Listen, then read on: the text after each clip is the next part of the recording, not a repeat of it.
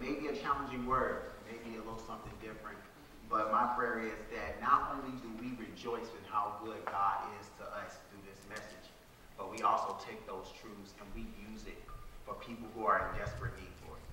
Amen. So with that being said, let's go to our text. Mark 1, verse 40. Mark 1, verse 40.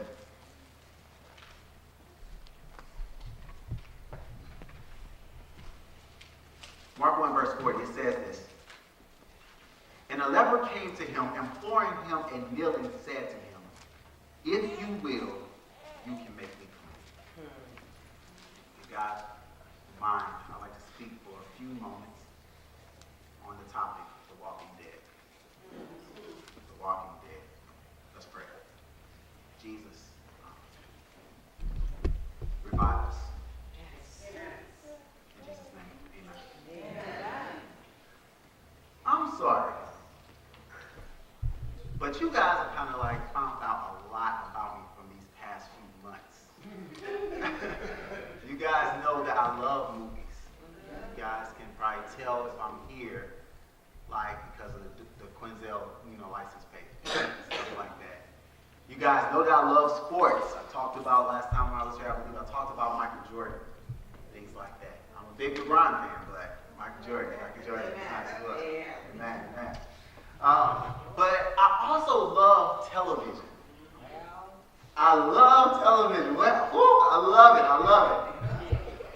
But my thing with television is I don't think we make television shows the same way anymore.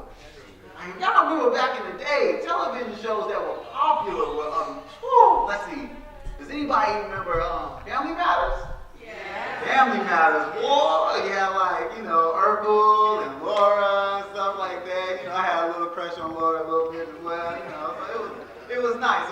Anybody remember Good Times? Yeah. Good Times.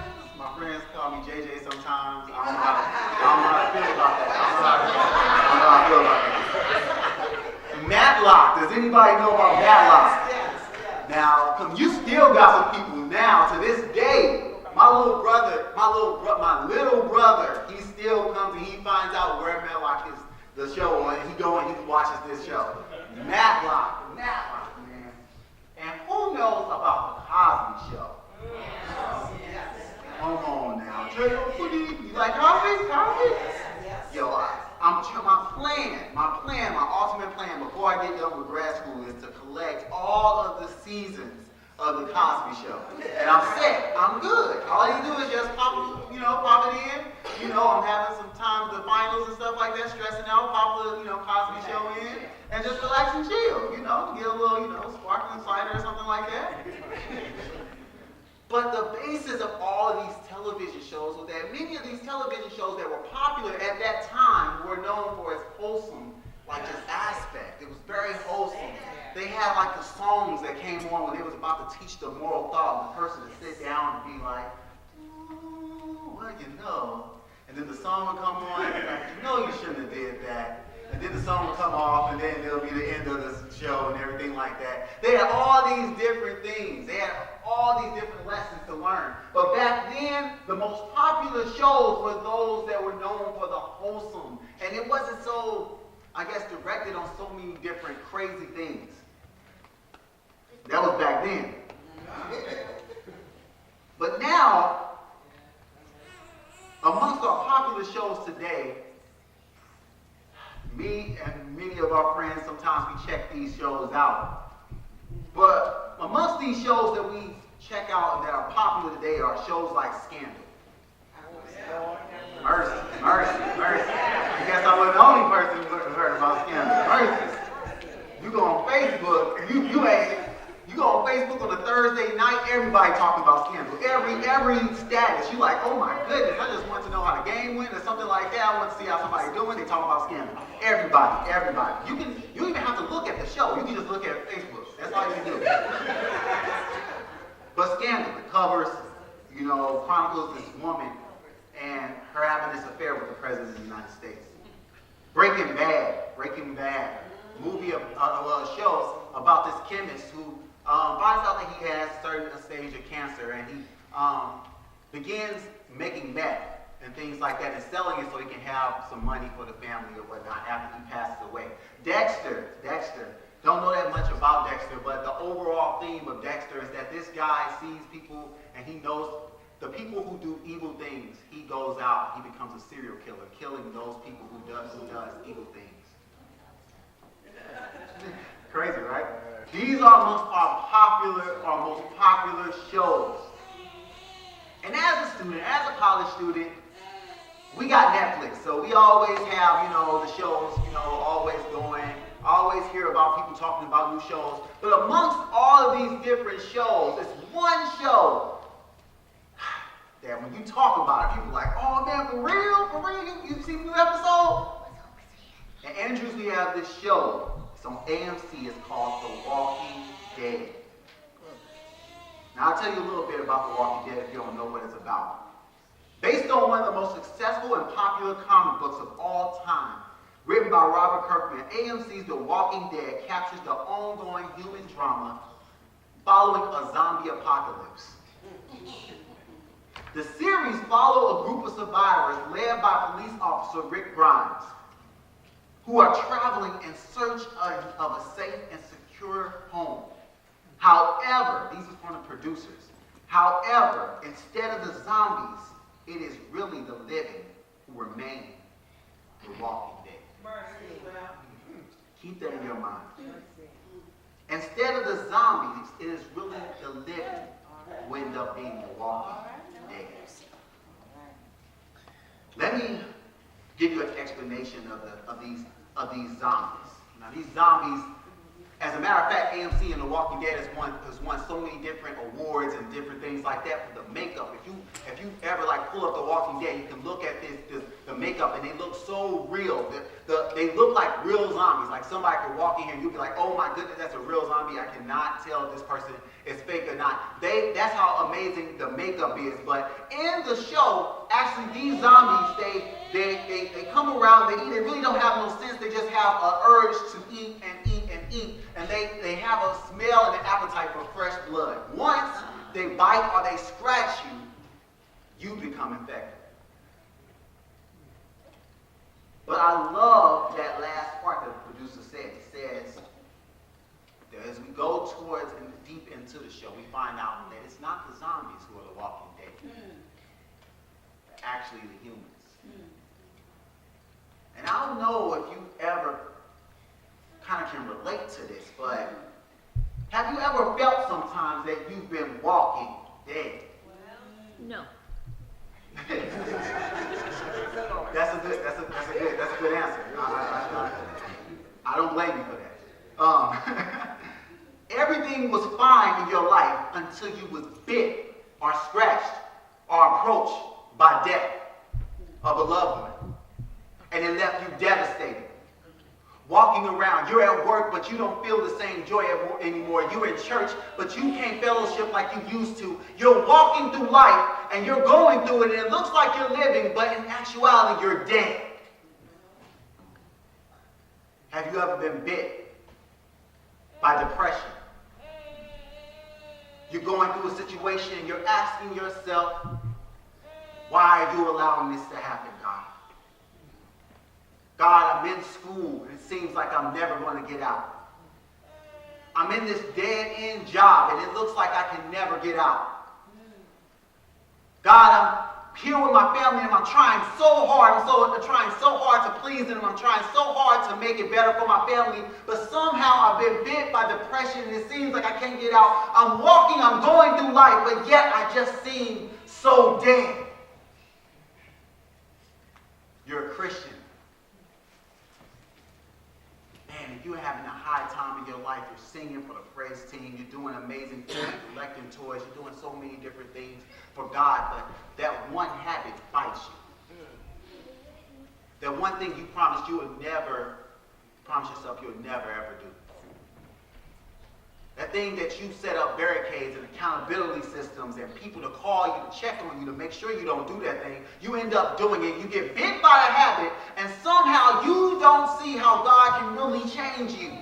Because if he hasn't gotten this out of your life yet, how can he get anything else out of your life? You are walking through life, but yet you're walking dead. If you can connect to any of those points, you can probably connect with the person, the leper that is found in Mark 1. Mark is almost like the action movie of the Gospels. You go into Mark and automatically Christ is doing miracles. And we come into Galilee and we see this man. He hasn't been bit by depression. He hasn't been bit by a habit, but he's been bit by leprosy. Not gonna lie, when I first heard about leprosy, I heard about it and I was just getting into the Bible. So I always try to connect these things to, situations in my life and stuff like that. And so I was just like, all right, well, we don't have leprosy that much in our day and age, so how can I kind of connect it to something that, that I can relate to? And I pulled from my life. And I pulled from my high school and kindergarten life. I was like, how can I connect with leprosy? And I came and I drug out acne. Exactly. No, HIV. I remember in high school, man, I had the most horrible acne ever. It's crazy acne. Like, you could not recognize me. Like, I have lumps like right here and stuff like you could not recognize me. You'd be like, oh, cute? No, they ain't cute. Like just everywhere. And I was a sophomore, but I had this girlfriend. She was a senior and she was on the cheerleading team. Woo! I was like, yeah! I thought I was in there, I'll bring my boys over, to the basketball games. I'll be like, yo, big girl over there. We go together. It's all right. Y'all call me JJ, but it's all right. But this girl was bad. She was nice, amazing, beautiful. But I had this acne, man, and I remember, man, I really didn't think that much about the acne. I really didn't think it was that horrible. But I remember walking in the mall, and we was walking in the mall in St. Louis. What's your name? We was walking in the mall in St. Louis. Great place. I'm glad you went to St. Louis. But we was walking in the mall up there, and her friends come and see her.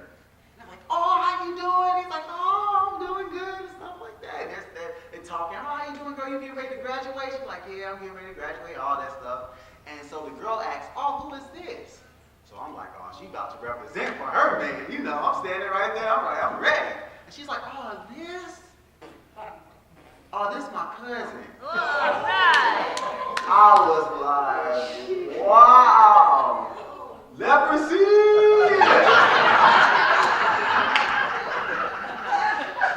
But leprosy, it was crazy.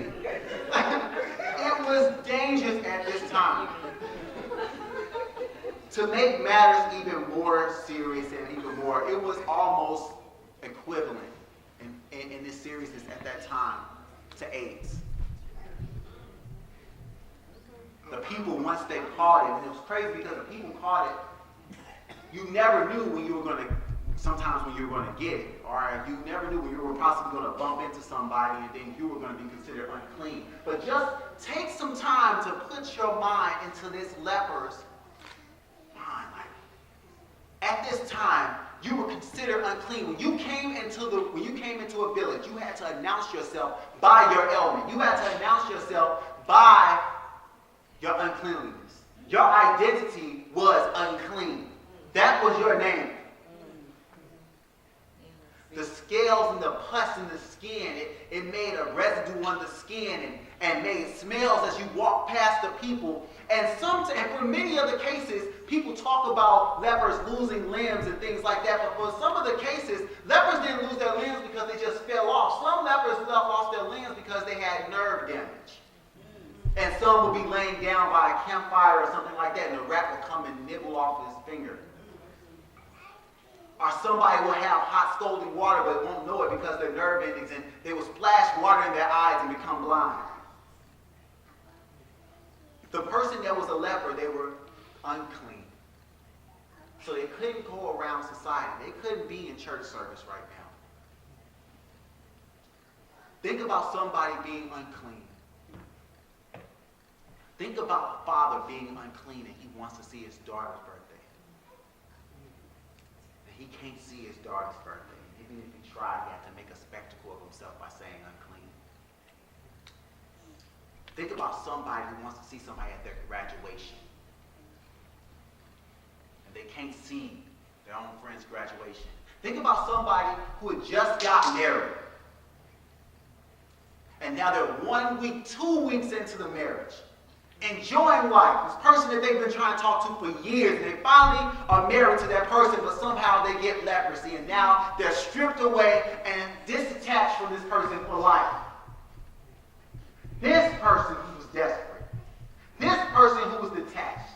This person, he walks to Jesus right here. This type of man walks to Jesus, and he walks towards him, and one can just imagine that as he's moving towards Jesus, the people of Galilee, they're moving their eyes towards him. Why is this man even in this area? Doesn't he realize that he's not fit to be in this place? His situation is helpless, and even though we're in the midst of somebody who can heal, I think your situation is a little bit too different. Don't you hear him, all nations? Don't get close to him, or you may just get what he's got. Just point him to where Jesus is at. You've done enough. Don't get too close to help him all the way there. What is he wearing? Doesn't he know that he's in the presence of God?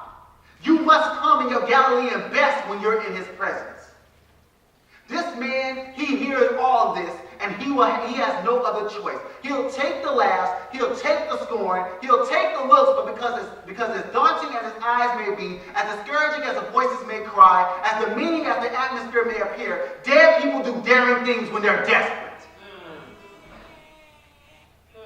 The leper, skin riddled with scales and pus and smells of uncleanliness, drops to his feet, and he makes two statements. One statement is a statement proclaiming God's might. God, I know that you can. God, I know that you can do this. I've heard about you and how you've healed many people. As a matter of fact, you got a reputation. You've been going all around this village and you've been healing all types of people. And you say that you came down here just for that specific reason, to preach and heal our people. You're here to heal. That's what you do. That's your major. And I've been hearing that you heal people. I know because I heard about you healing a centurion's daughter. I know that you can heal because I've heard about you. I heard about from a baker that you healed somebody that was blind, and now they're looking at things they never saw in their entire life. I know that you can heal because a few verses up, you end up healing Simon's mother-in-law. And then a few verses after my case, you're going to end up healing a paralytic. God, I know you can heal. But the thing that I can't wrap my mind around, the thing that I just can't understand, the thing that I'm questioning you about is, are you willing?